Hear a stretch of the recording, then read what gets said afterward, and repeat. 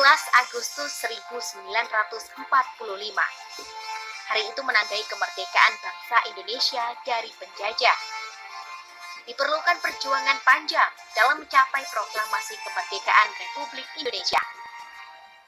Lantas, bagaimana perjalanan peristiwa detik-detik proklamasi kemerdekaan Negara Kesatuan Republik Indonesia?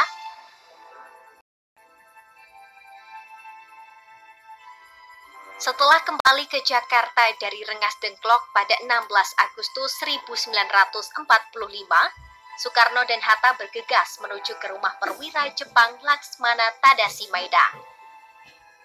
Seluruh anggota Panitia Persiapan Kemerdekaan Indonesia (PPKI), Miyoshi, dan Maeda sudah berada di rumah tersebut.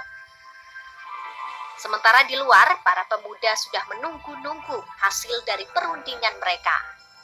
Bertiga mereka berangkat menuju tempatnya seorang tokoh Angkatan Laut Jepang, yaitu Tadashi Maeda. Nah, Tadashi Maeda itu mengapa rumah itu menjadi penting? Sebab kalau dia ada di rumah Tadashi Maeda, maka Angkatan Darat Jepang tidak akan berani mengganggu. Soekarno, Hatta, Sayuti Melik, Subarjo, dan Sukarni pergi ke sebuah kamar kecil. Mereka duduk melingkar di meja bulat untuk membuat teks ringkas terkait proklamasi kemerdekaan Indonesia. Setelah Bung Hatta memikirkan apa yang sebaiknya tertulis di dalam naskah proklamasi, ia memutuskan untuk membuat 2 ayat. 2 ayat tersebut diambil dari akhir alinea ketiga Rencana Pembukaan Undang-Undang Dasar.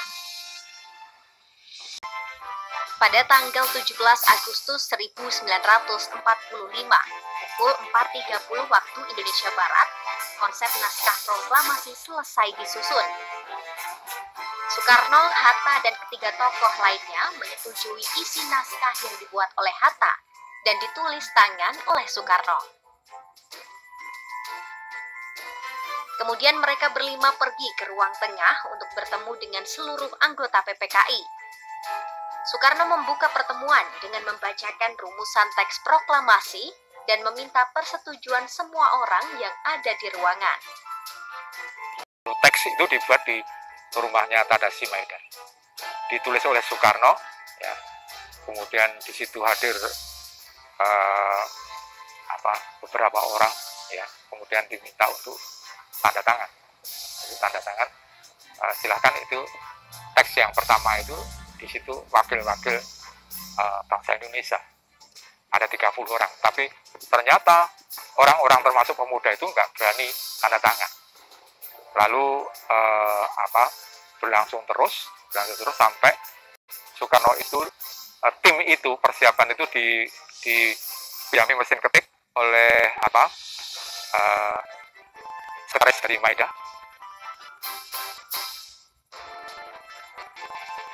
Detik-detik menuju proklamasi kemerdekaan Indonesia semakin dekat. Setelah disepakati, proklamasi akan dibacakan pada pukul 10 waktu Indonesia Barat di rumah Soekarno di Jalan Pegasanmur nomor 56. Pagi harinya, rumah Soekarno sudah dipadati oleh banyak orang. Setelah Bung Hatta datang, upacara dimulai.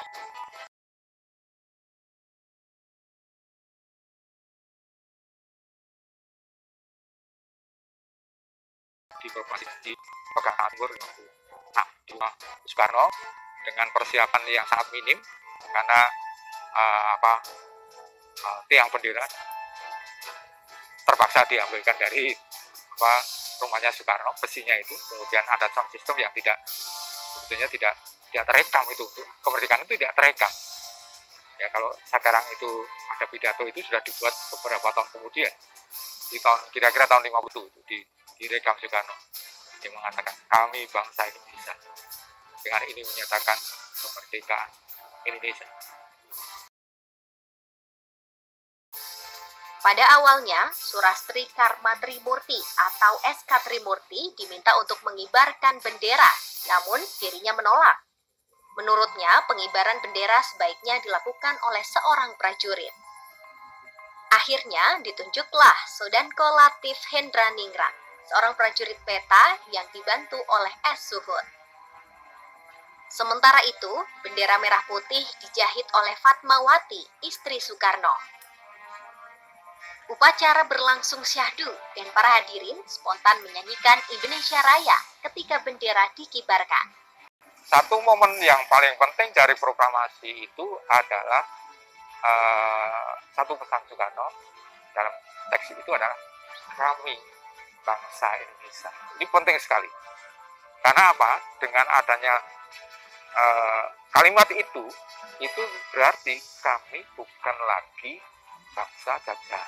Ini penting sekali. Lalu dengan ini menjalankan kemerdekaan, hal-hal yang mengenai pemindahan kekuasaan dilaksanakan dalam tempo yang sesingkat-singkatnya. Jadi langsung aja, begitu kemerdekaan otomatis kita sudah merdeka. Semua itu milik bangsa baru yang namanya Indonesia. Kumandang proklamasi, sebuah titik balik Indonesia menjadi bangsa merdeka.